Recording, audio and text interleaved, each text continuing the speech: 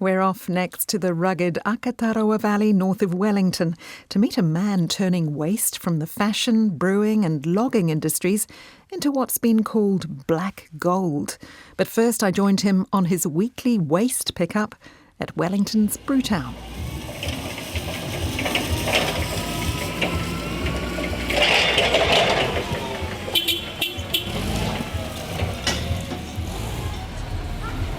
Yeah, thank you, Tate. Yeah. Busy little site this, lots of vehicles coming in and out, lots of forklift movement. G'day, how are you? Not bad, Happy New Year. Happy New Year. Matt Welton is on his weekly waste pickup at Panhead Brewery in Upper Hutt. The big black bin at the bottom of the alleyway, that's what I get, and that's full of the hops and yeast waste. So I get one of those a week. It's about 1,000 litres, and then I process it when we get back to the yard. What would happen to that hop waste normally? Well, it was just going to landfill, or just goes down the drain.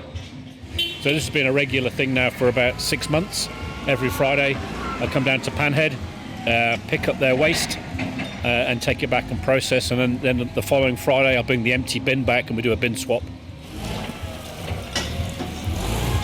My name's Tanya, I work at Panhead. I'm a stores person, pretty much dealing with dispatch, bulk orders. I obviously deal with a lot of loading and unloading trucks and watching a lot of waste that we go through every year, seeing them go to useful places like what Matt does. He's pretty much a lifesaver to the earth. Lifesaver to the earth. That's quite some label for this former prison officer cartographer, and when he first left school, scrap metal dealer in the East End of London. Quite a lot of pressure on a young fella going out knocking on doors to all these little scrap dealers and rag and bone men and whatever, with names like Jimmy Jighand and Pete Sparrowhawk and all that sort of stuff. So a good grounding anyway in how they sort of made a living out of nothing, and that's always sort of been in the back of my mind.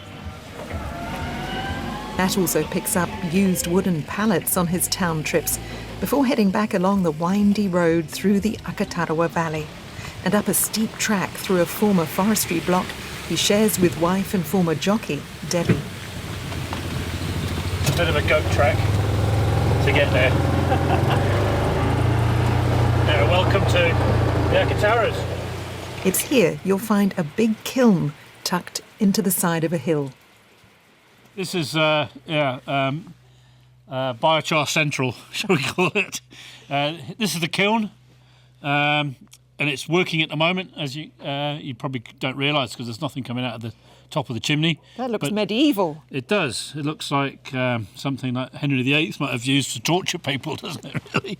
So what we're looking at, two big doors, as you can see. Behind each door is a stainless steel drum, and the doors are airtight. So if you go a bit closer, I'll show you. So we've got four. This large metal kiln is cooking up a storm, turning the waste into something called biochar. It's a charcoal-like substance made from any sort of organic waste. The leftover hop porridge from the brewery and the used wooden pallets are perfect.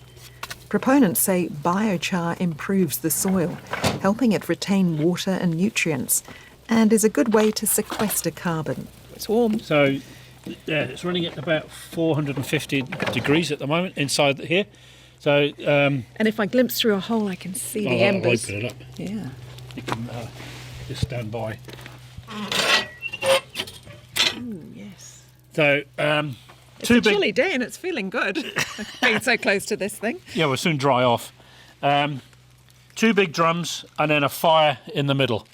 Now, inherently that sounds dangerous because obviously we're creating a pressure cooker.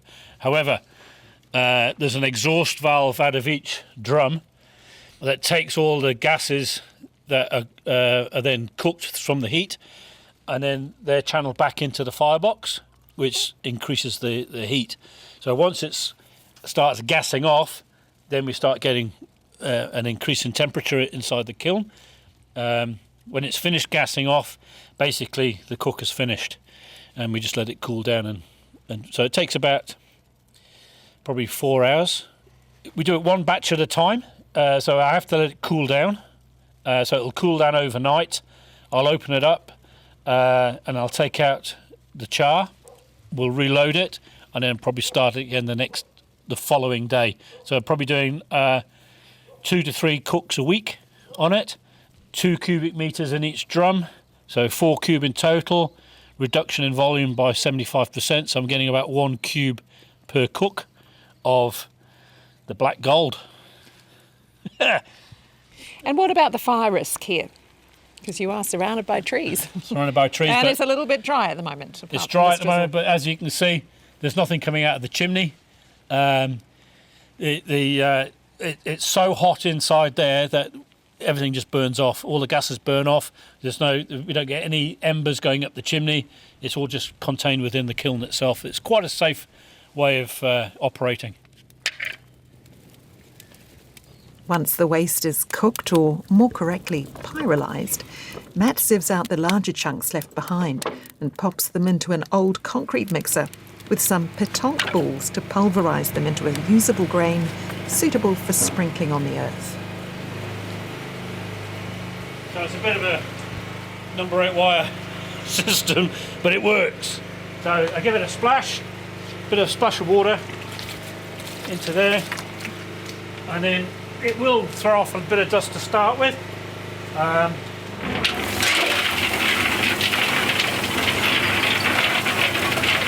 just leave that to run, and while that's running, I'm getting the next. I'm sieving the batch that's just gone before it, so it's sort of the timing's about right. So by the time I've sieved that, I'm ready for the next lot. And so once I get a bit of a routine going, it works fine. Yeah. A bit labour intensive at the moment, but it's like a proof of concept, and then I can scale it up from there.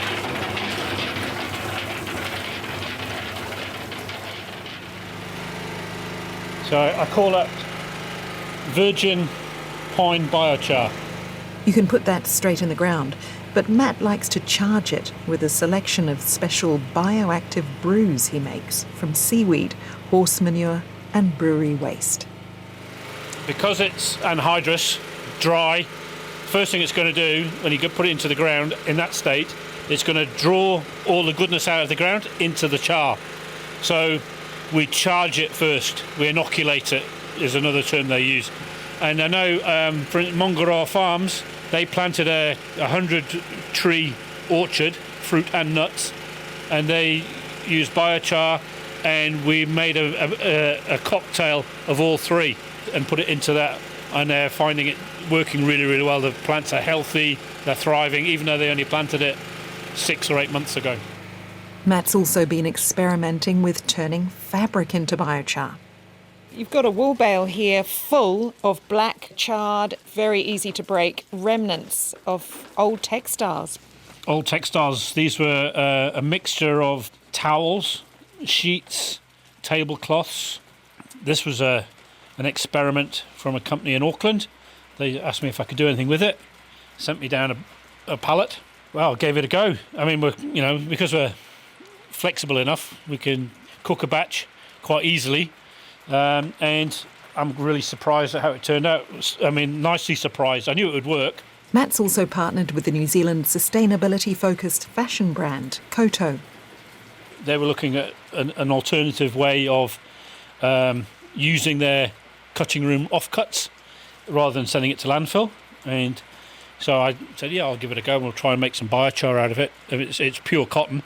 As long as it's pure, we should be able to turn it into char. Yeah. No synthetics involved. That's the problem with it. If you get synthetics, so if you get any like polyester mixes with the cotton, the polyester, we found through trial and error that we were getting higher readings of chemicals that we didn't really want to go into the ground.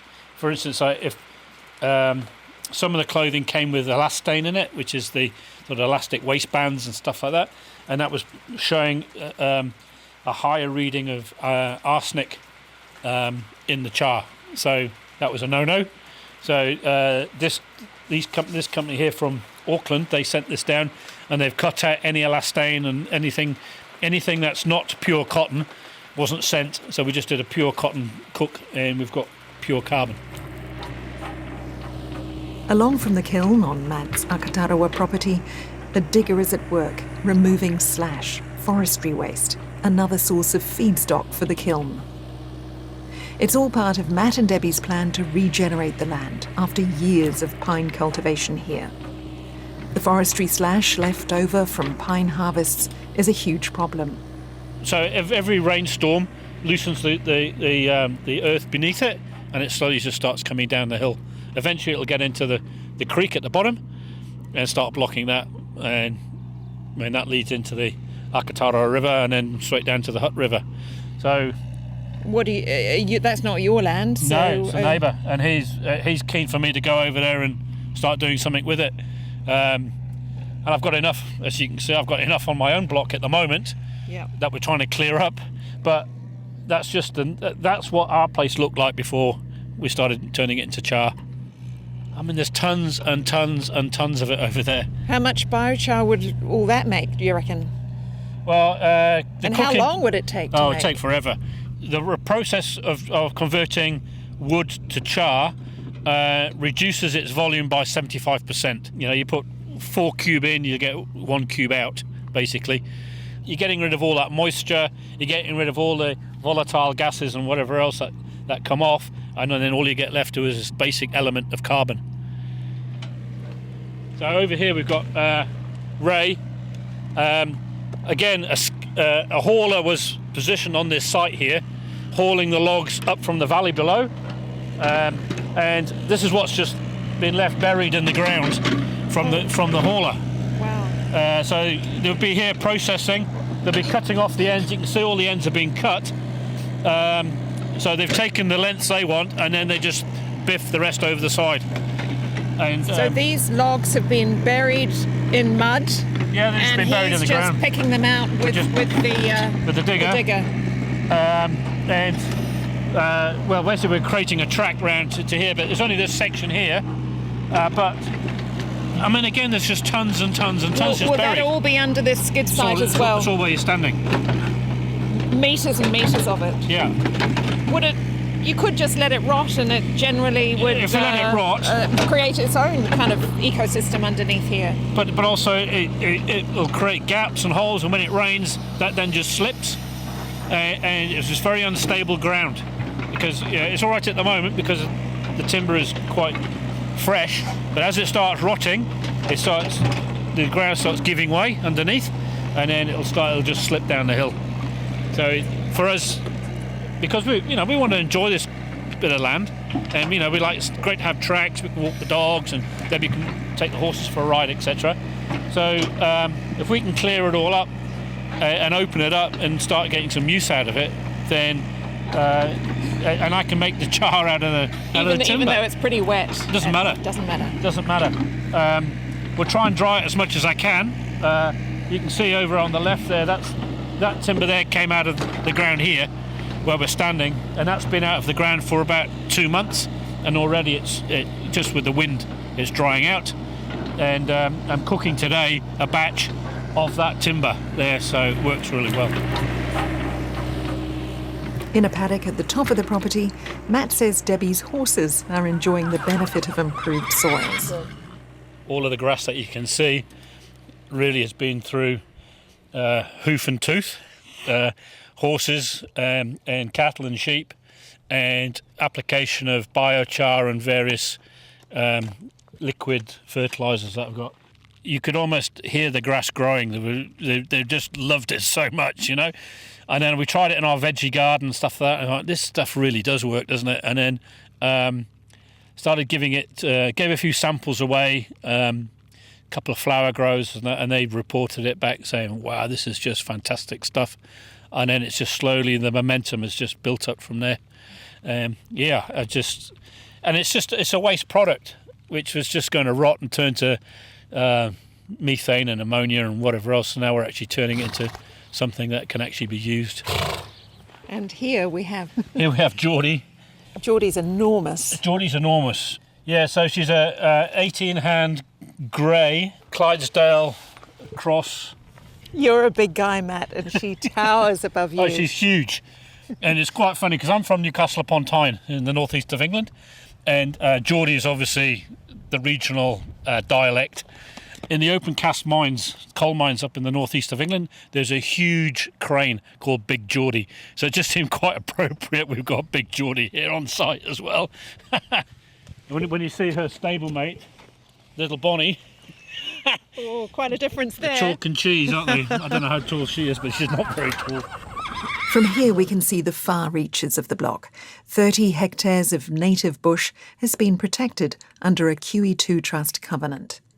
That area survived the massive amount of native timber logging which went on in the Akatarawa Valley last century. So the purpose in coming here was originally? Well, it's quite funny actually, really. Debbie and I both worked for the Department of Corrections, and we were working in prisons. And this block came up. We came up and had a look at it. And I was actually reading Zen and the Art of Motorcycle Maintenance at the time, Robert Persing. And there's a phrase in there that really got to me. And it said, he felt like he'd been released from a cage that he didn't know he was in. And that's exactly what it felt like when I came up here. I've just been released from a cage that I didn't even know I was in a cage. But then got here, and we just lived in a caravan to start with. And we've just slowly built it up from there. Coming down the valley. Back at the kiln site, the char is coming along nicely. A new batch nearly ready for the old concrete mixer, and then packed and stamped with Matt's Carbon Options brand, destined for the farmers' market at Brewtown, Wairarapa flower growers, and the folk at Mangaroa Farms over in the next valley. Not to mention a growing biochar fan club from Invercargill to Whangarei. What are your plans for the future? I'd like to get a bigger kiln. I'd like to get a continuous feed system. I like playing around with all the different fuel stocks. So I like the cotton and the timber, but there's other ways of making char.